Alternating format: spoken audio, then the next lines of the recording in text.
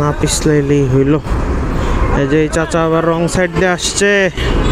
এই যে এই অটো রিক্সাগুলোর জন্য আরও সমস্যা হয়। এগুলো আসলে ব্যাটারি চালিত এই রিক্সাগুলো মানে ব্যান করা খুবই জরুরি। এদের সংখ্যা এত বাড়তেছে, জাস্ট লাইক মাশরুমের মতো। ব্যাঙের ছাতা যেভাবে বাড়ে ওইভাবে বাড়তেছে।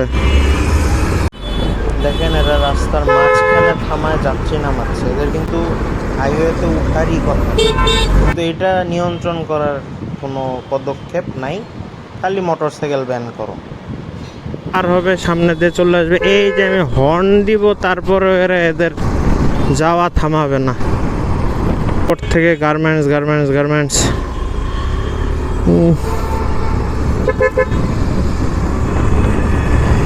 এই যে পার হচ্ছে, এই যে দেখেন উনি যে পার হইতেছে, একবার ডান দিকে তাকায়ও নাই যে কেউ আসতেছে কিনা।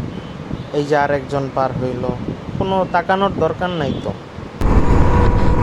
এই যে বাম পাশের লেনটা হচ্ছে নসিমন ব্যাটারি, এদের জন্য যে কোনো দিক দিয়ে বৈধ আর কি, কারণ ওরা চাইলে উল্টাও আসতে পারে আবার সোজা যেতেও পারে। এটা নিয়ে কেউ কিছু বলবে না, কারণ এগুলো সেফ বাহন, কারণ ওদের তো আর সাইকেলের পিছনে মোটর লাগানো হয়।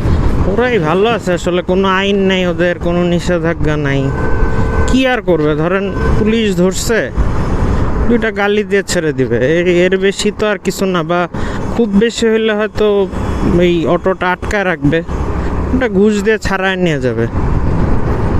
এর থেকে বেশি আর কিছুই ওদের করতে পারবে না। আর বেশিরভাগ ক্ষেত্রে মালিকদের সাথে লিঙ্ক আপ করা থাকে, সো তেমন কোনো প্যারা নাই এদের। যত ঝামেলা হচ্ছে আমাদের মতো লাইসেন্সধারীদের। আচ্ছা, এখন আমাদেরকে বোধহয় ডান দিকে যেতে হবে। এই যে এই রাস্তাটা, দিস ওয়ান, বাট ইউটার্ন কোথায়? সামনে ইউটার্ন নিতে হবে। এই ট্রাক ভাই,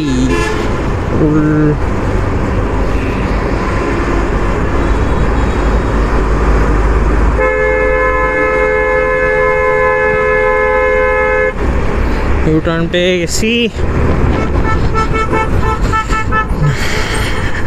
এখন আমি চলে যাব ঢাকা ময়মনসিংহ হাইওয়ে থেকে সরে, না যাই নাই, এখন উল্টা দিকে যাচ্ছি। এই জায়গাটা হচ্ছে রাজেন্দ্রপুর সেনানিবাস, হাতের বামে হচ্ছে রাজেন্দ্রপুর চৌরাস্তা।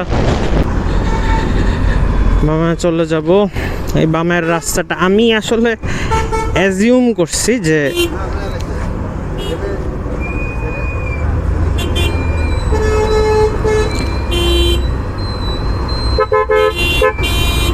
পিছন